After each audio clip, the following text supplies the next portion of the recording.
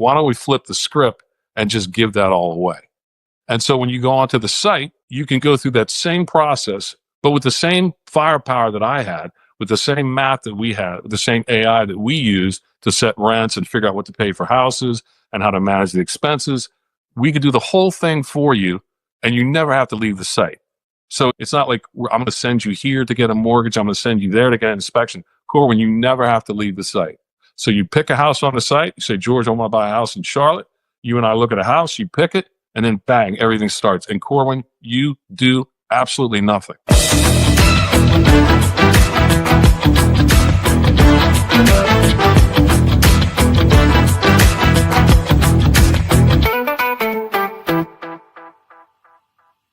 Good morning, and great morning, guys. Welcome to another fabulous. Look at y'all saw how I do that. If y'all watching me, y'all saw how I expand on that fabulous episode of Exit Strategies radio show, guys. Hey, I'm your host, Corwyn J, Melette, broker on of Exit Realty Low Country Group in beautiful North Charleston, South Carolina. Hey, y'all know I love to get them shout outs. I got to shout out my mama. She live out there in Monk's Corner, y'all. So from Monkey's Corner, let's get back to Hollywood. What you know, no good. Thank y'all for listening and tuning in. Pastor Elder Vanderbilt Evans Sr., if I don't put that senior on that thing, that dude still to this day at 70-something years old, he ain't gonna tell you how old he is, will still jack me up. And it's the funniest thing. I love them. The Q family that tunes in, the McKellers, you guys rock. And everybody that listens to us in Muddy Mullins, guys, Marion County, we appreciate the tune-ins, and those who tune in from around the globe, you guys rock. We keep bringing it to you because y'all keep asking for it. And I thank y'all for being on the receiving end of what we're trying to give. So look, I'm super excited about today's episode. I love technology. I love real estate. I love when we're able to mix those things together and create a situation or create an opportunity for others to get engaged and involved without having to quote unquote do all the heavy lifting. So I'm super excited about this conversation today because we have with us as a guest today, none other than George Ellison. So I wanted to get into a couple of things. Our episode today is breaking barriers for everyday investors. What if real estate investing wasn't just for the wealthy, guys? What if it wasn't? What if it was accessible to everyday families? So today's guest, George Ellison, has spent decades managing multi-billion-dollar portfolios, guys. And we said that with a B, all right? With a B, that's the capital B, all right? Leading public real estate companies, and has now found himself in the role of co-founding Prop B to put the power of wealth building into the hands of first-time investors. Again, so he's been doing this, guys, for over 20 years, former CEO of 2 publicly traded real estate companies. He is passionate about showing families how to use data and tools to remove the fear and move themselves from fear into action. So today, let's get it in. George, welcome to the show. Thank you, sir. Corwyn, thanks for having me. You're quite welcome. So look, I'm excited about this conversation, and our listeners sometimes understand when they hear it in my voice how giddy I am. So I'm giddy to have this conversation with you today. So if you don't mind, give that high level overview, introduction of you, who you are, and what Prop B does. Okay. Real fast, I grew up in Western Pennsylvania, small town. My father worked in a brick plant. My mother was a nurse. The only way out of some of those situations is through education. Went to Pitt, got an engineering degree, worked for General Electric for a few years as an engineer, business school, not onto Wall Street, which is some of the things you were referencing there. So I was in the financial services business for about 30 years. And then, as you also mentioned, we were recruited, myself and my team, to go run a company that was a little distressed, a little banged up. And it was a REIT, if your audience is familiar with REITs, Real Estate Investment Trust. So it was a publicly traded company. As I said, it was in a little bit of trouble. So it took us about 5 or 6 years to get it on track, and then we sold it. So we'll talk a little bit more about the size of the market and what we did versus what Prop B does. But so when we sold that company in 21, we decided to start up another company that would be a single-family rental REIT as well. But then it occurred to us that the real size of the market, and this is where a lot of the audience that you speak to, and as I said, I watched numerous of your videos, this is right in the wheelhouse of what you're promoting. And so this is a way to help not the institutional folks where I was, because if you look at the size of the market, probably less than 3 or 4% are big institutional players. Despite all the noise and all things that have been written, it's still 95 or more a mom and pop business. The problem is that there's a natural cap to how much you can do. So everybody knows somebody who rents homes, a brother-in-law, neighbor, whoever. And so if they do, that means they have to take care of tenants, take care of the house. There's all kind of issues, paperwork, taxes that goes along with it. And so you might be able to do 1 or 2 or maybe even 3, but then it just gets too much. Then there's another group of people that know that Corwyn's doing this or a friend of his is doing that, but I don't have the time. I'm working 15 hours a day. I don't have the time outside of my W-2 opportunity to do this stuff that my brother-in-law is doing. So I can't do it. So Prop B, our idea was, as an institutional player, what I did every day was I looked at houses. I put bids in on those houses. I would inspect them through our team. Then we would purchase them. Then we would insure them. Then we would rehabilitate them. And then we would list them and rent them to a family and then take care of that family. So we would do that whole spectrum. So the idea was, why create another institutional company? Why don't we flip the script and just give that all away? And so when you go onto the site, you can go through that same process, but with the same firepower that I had, with the same math that we had, with the same AI that we use to set rents and figure out what to pay for houses and how to manage the expenses. We could do the whole thing for you, and you never have to leave the site. So it's not like I'm going to send you here to get a mortgage. I'm going to send you there to get an inspection. Corwyn, you never have to leave the site. So you pick a house on the site. You say, George, I want to buy a house in Charlotte. You and I look at a house, you pick it, and then bang, everything starts. And Corwyn, you do absolutely nothing. It's like when you order a package. It's at the factory. It's now at the FedEx place. It's now on the plane. It's now on the truck. It's out for delivery. Here's the picture on your front porch. So you log on every night after, you come home, have dinner, help the kids with homework. You sit down with a glass of iced tea or whatever, and you call up the site and you follow the journey of, here, honey, here's the house we bought. And we're getting the mortgage. And now we're getting it inspected. And now we're getting it insured. And now they're fixing it. And now we either can move into it ourselves, or you can flip it, or you can rent it. So this is right for all the people that you're trying to speak to say, guys, we have to do something to make more money than the money we're making. You're talking about legacy. You're talking about educating people to help them make more money. This is a way that we will do everything for you. You, as a real estate guy, it's a daunting task to buy a house. It's a journey. It's tough on a young couple doing it. It's tough on you if you're a professional. Corwyn, everything is done for you. You pick the house. I do everything else. Let's take a short break. You served your country with pride. Now it's time someone serves you. At Country Boy Homes, we believe every veteran deserves a safe, beautiful, and affordable place to call home. We proudly offer VA loan-friendly, manufactured and modular homes built with integrity, quality, and your family in mind. Whether you're retiring to the peace of the low country or starting fresh with your family, we're here to build the future you've earned. Give us a call today, 843-574-8979. Country Boy Homes, built to honor, built to last. I love it. So, George, you touched on a few things in there. So, one of the things that we really focus on this show, and typically I deliver this a little bit later, if you will, in the show, but I'm going to deliver it now because it's uber relevant. Your work is seemingly and sounds as if I had to stand before somebody and swear in, I would say it this way, rooted in a belief that anyone, not just the wealthy, again, can, build legacy through real estate. And we're very big on that with our audience about creating and building wealth for the generation that's yet to come, because we understand what our word tells us. So what inspired you to focus on first-time investors and quote unquote the everyday family? Well, I think, as I said, part of the journey was going from financial services, where as a banker and always taking care of other companies, to transitioning to running our own company. And you run a lot of things yourself. It's very, very different when you're working for somebody or it's you. And so that was very interesting. As you know, a lot of ups, a lot of downs, can get a little bumpy, can be very rewarding. So we thought about, when we sold that company, we thought about doing it again. But I think that, let's go over some numbers. Real high level. There's about 125 to 139 households in the U.S. About 60% own their homes, 40% rent. So 40% times that number is like 45 or 50 million. So think about that.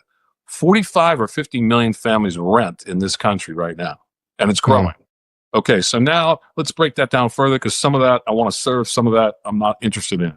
So if you live in an apartment building or a garden apartment or a high rise or whatever, what's the split between that and single family homes? And that splits 2/3, 1/3. So that means 2/3 of the people are in apartments. Let's push that over. But that means 1/3 of that number is 16 to 17 million families rent single family standalone homes. That's a gigantic market. So we sat there and said, should we start another institutional company? Well, wait a minute. This is right in front of us. 90, as I said earlier, if you added up all the institutional companies, it's not even 500,000 homes. 17 million rent homes, 500,000 is the institutional guys. So that means 16.5 million people have landlords that are doing this. And that's the people that you're talking to. 16.5 million people either own 1 or 2 or 3 or 4, but that's it. So we were like, why are we focused on 3% of the market? Why don't we go the other way and serve the other 97% and give them, like, democratize what we did? Just give it away. Just give it away. So I had 15,000 homes in about 28 cities. Why don't we take the math that I used every day, all the algorithms that we use to figure out rent, what to pay, how much insurance, all the issues that go into renting a home? Why don't I just give that away? And so your folks, your friends, who are now my friends, will get on the site and they'll say, like, I'm looking at this house. We're beta testing just in Charlotte. We're getting ready to go to Atlanta probably the end of this month. So you'll be able to say, I want to buy a house in Atlanta. You'll see every home that's for sale on the MLS. Every single one, Corwyn. Every single one. So, like, there's probably 20 to 22,000 homes for sale in Charlotte. You can go on property, every single home. And I'll say, Corwyn, let's go through some filters. What do you want to buy? And you'll say, George, I want 10%. I'll be like, okay, 10%. That's the return. Corwyn's getting a little greedy. All right. So we'll put in 10%. I'll say, Corwyn, do you care about, so think about your audience. Do you guys care about, does it have to be capital appreciation you want to make? Does it have to be cash flow positive? There was a woman you had on about a month ago. She's talking about cash flow positive and negative and the pros and cons of that. And Corwyn will say to me, no cash flow negative. I don't want cash flow negative. I want cash flow positive, and I want 10%, which, of course, everybody's going to say that. So you and I are going to put those in. Now, we could put in 20 other filters, but let's just keep it simple. So I'm going to put in 10% up in the right-hand corner, and I'm going to make sure it's cash flow positive. There's the price they're offering at. I'll tell you, mathematically determine what the rent should be, and bang, up pops the return, 10% or more. And every house that fits your filter in Charlotte pops up on the screen. Now, at 10%, they're not going to be 5,000, but there might be 50 or 60. And then you're going to pick that house and say, George, this is the one I want to go after. And that's it. And then we'll say, do you want to buy this house? Corwyn, you hit, yes, I want to buy the house. Bang.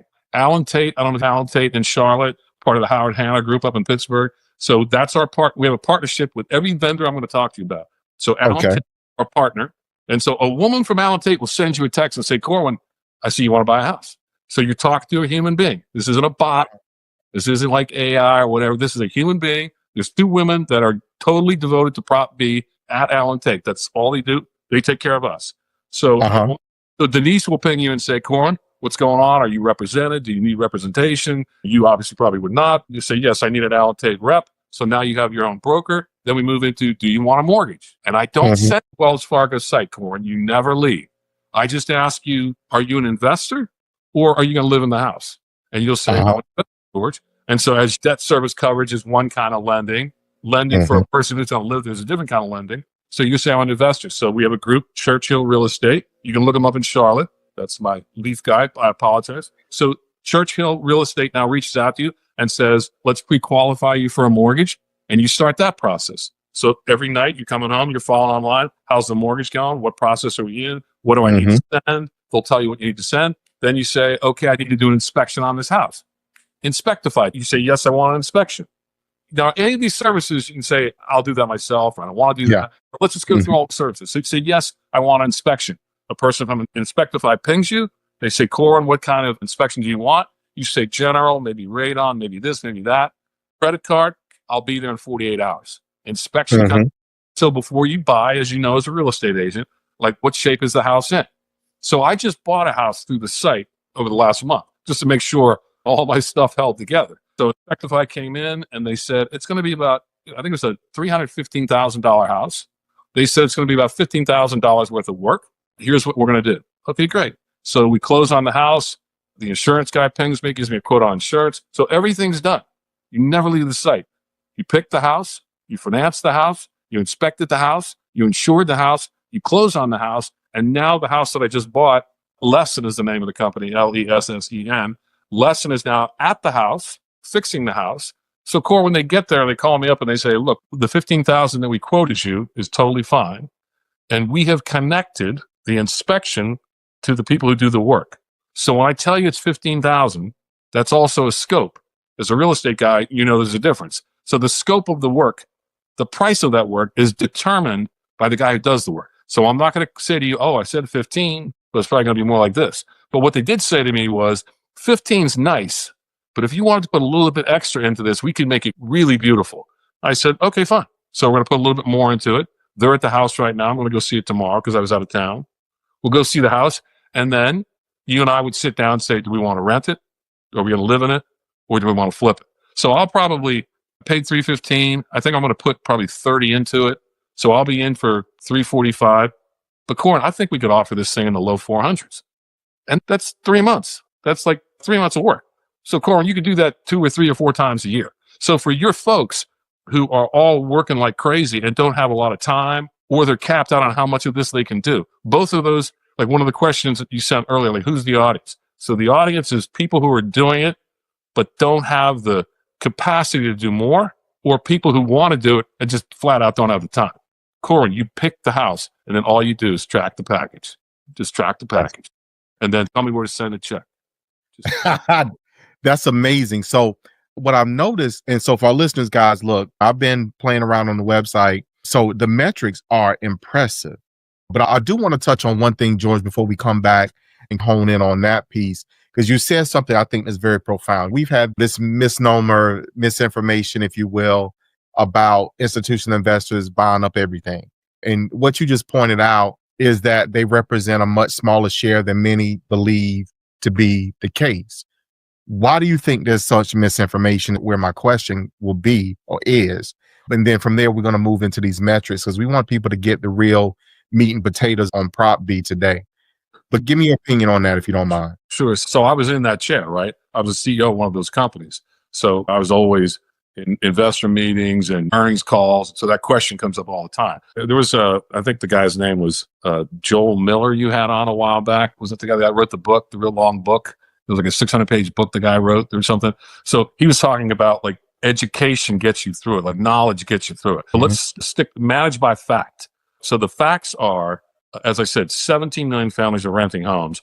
About 500,000 are owned by institutional people. So just right off the bat, let's just get the numbers straight before I'll give you my opinion in a second, but let's get the facts straight. So when people hear about it, it's like, okay, well, how big is that group? How big are they? And literally the biggest guy was the guy that bought us. And I think, Corwyn, he just has 100,000 homes. 17 million homes are rented. The biggest guy has 100,000. Next biggest guy is, I think, Invitation Homes, and they have like 60,000. So it just drops. So when you add it all up, it's not even 500,000. So the reason why is the reason why it always is. You don't want to hear that a young couple got squeezed out by Wall Street. You don't want to hear that you live on a street where Wall Street, there's an article like Wall Street is your neighbor. It's a scary program. But as I said, at the end of the day, and first of all, again, being on the other side, you could argue all kinds of things. Wall Street really moved in after the crash and was buying up a lot of homes and saving neighborhoods and creating jobs in neighborhoods and fixing up houses that were being left to run down that people had left.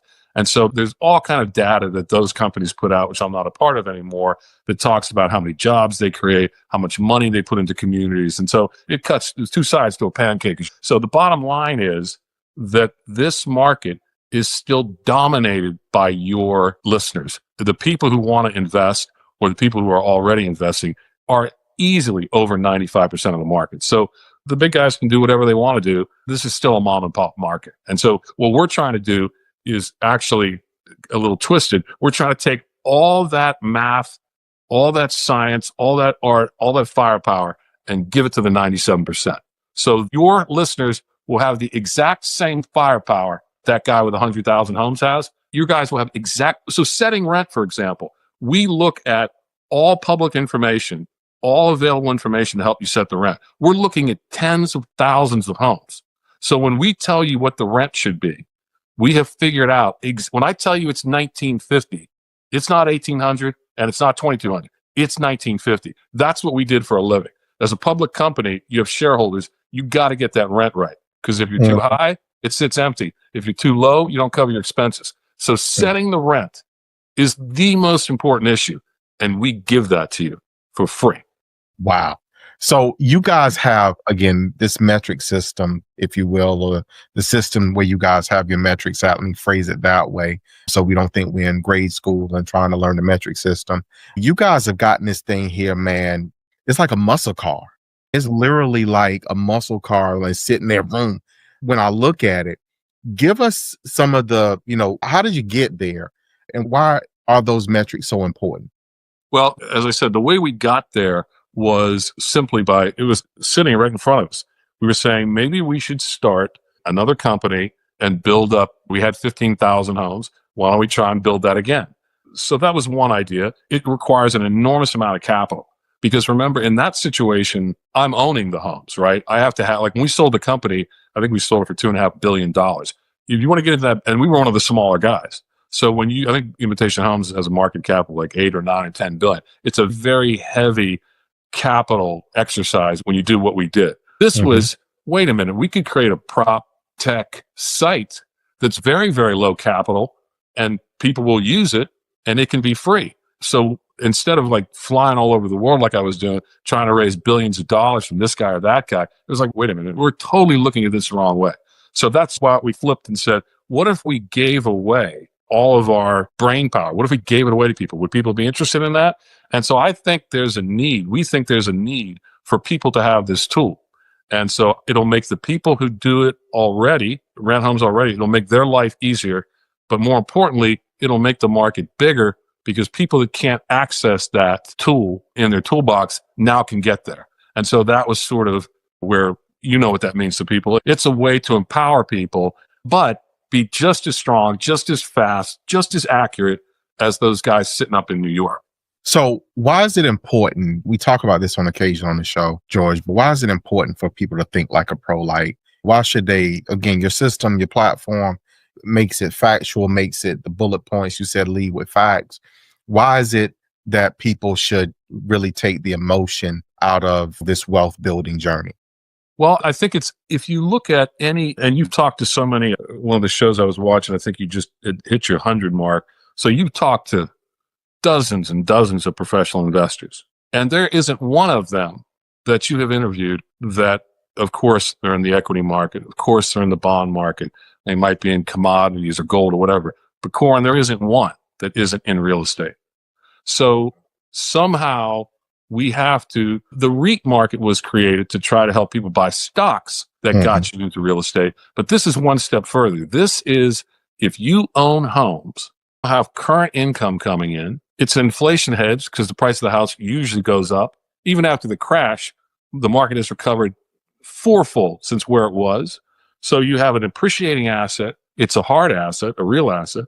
There's tax advantages as depreciation, writing off interest. I put this house I just bought in an LLC, so all the expenses I can write off. So it's a great investment. And so there's no major investor, big or small, that isn't in commercial and residential. It's a massive asset class. But the people that you speak to, they don't know how to get there. They can't get in. Like, what am I going to give $5 million to Blackstone or something? Like, that's not going to happen. That's not going to happen. So to your point when you started, it's not, if you have enough money to invest in residential real estate, this is the way you can do it safely, quickly, and all the inertia that's stopping you from doing it is gone. Just pick the house, Corwyn, and we'll take you on the journey. We'll hold your hand the whole way and just tell me where to send the check. Love it. You're bringing it and to be practical about it, think of how big that market is. Now, sure, I could go get 15,000 more homes, but what about the 16.5 million people that are already doing it? That's who we want. And that's the legacy piece in it, because it sounds like you're at this phase where it's not what I'm doing for myself, is what I'm doing for others. How am I empowering other people in order for them to be able to change the trajectory of their family for generations yet to come? People You've need done it. money. Everybody needs more money. I was Mhm. explaining to a guy in Florida. He was like, everybody needs this. Everybody needs more money, but I got a job. I'm working, or working 2 jobs. I don't have the time to do this. I can't be following all this stuff. I'm going to Mhm. send you a dashboard every day once you own that house. It's going to show you all the expenses. There's going to be a property manager taking care of it. You're not taking care of it. But Mhm. again, as I said, if you say, because there's some professionals out there, they'll say, well, I'll do the inspection or I'll do the rehab. Fine. I just showed you can pick them all. You don't have to pick Mhm. them. But I'm just saying, if you want to, I'm working as a whatever, I run a construction company. Those guys can't breathe. They're so busy. So it's like, of course I know how to do this. Of course I'd like to buy houses. Of course I could fix some houses. I don't have the time. I'll do it for you. And that's why you do it.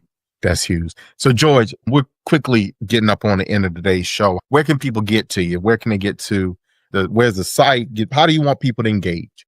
So Prop B, PROPBEE, like property B, Prop B. Bees test well, they tell me, Corwyn. So the marketing people were like, bees test well, George. I was like, okay, well, then a B it is. If y'all want it to be, we'll make it a B. So Prop B, PROPBEE, all one word.com. And so that'll show you the whole site. You can register for the site and start playing around. You can play around on the site without registering. Also we tried the journey that I was saying that, like, let's say you and I were working together to get you a house. We drop a video every week that walks you through that process. So you'll see the screen and I'll be talking to you saying like, okay, let's look for this. Let's look for that. I looked at a house. Cool. And I looked at a house. My guys will send me the houses and then I'll do the videos afterwards. So they sent me a house 8:37 Friday night. I was traveling over the weekend. Monday morning, Labor Day, I sit down to tape it. The house is gone already. Because if you use Prop B and say, and my guys do the same thing you do, they're like, let's find all the 10%. Let's buy all the 10% we can and no negative cash flow. I can't tell the family that I'm losing money on this. So positive cash flow, 10%. They look for some other stuff. But those are the main 2 things my guys always click on. Corn, it was gone. It was available Friday. It was gone Monday because Prop B is showing you where value is. So you can go on the site, look at houses, figure out what you like to buy. Then you'll follow the whole journey from mortgage to insurance to inspection to closing to fixing to property management. So propb.com takes you there. You can go on YouTube and there's an investment of 5 minutes of me looking at a house. Why do I like this house? Why do I not like this house? Why is this too cheap? Why is this too expensive? So it gives you comfort like, okay, this is easy. This is easy. George's going to take you through this in 5 minutes. And I'm going to pick. So love it. I love it. So, George, thank you so much for that. So I want to hit our listeners, guys, I want to hit you with this as we wrap up today's show and give you, if you will, the takeaway. First and foremost, the key takeaway, I think, from all of this is you don't need deep pockets to start investing. You need the right mindset, which we talk about all the time here on the show, the right tools. You got Prop B, you got George. Look here, you got George, you got it. And confidence. And that comes from the action. As you act, you will gain and increase in your confidence. As you have successes, those wins, you will definitely grow in your confidence. So again, George, I want to thank you for taking time out of your busy schedule to be on the show with us today.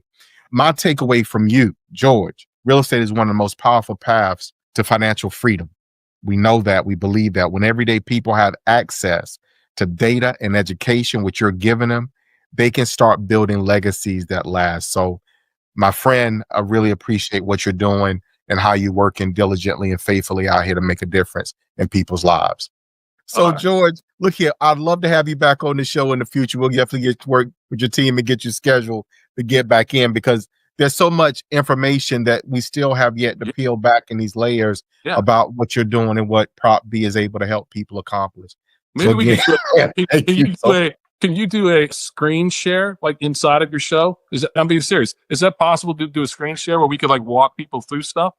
Yes, that's what we definitely. But seriously, that's what we should next time. Walk people through like this is how easy this is, guys. This is really, really. We're gonna make one of the most daunting tasks easy. That's my promise. Awesome. Awesome. Well, George, again, thank you so much for your time today. I really appreciate it. For our listeners, guys, look, y'all know what it is. Y'all know how I feel. You know what I say. And I always put the 2 of those things together and I give it to you this way, which is to tell you that I love you. I love you. And we're going to see you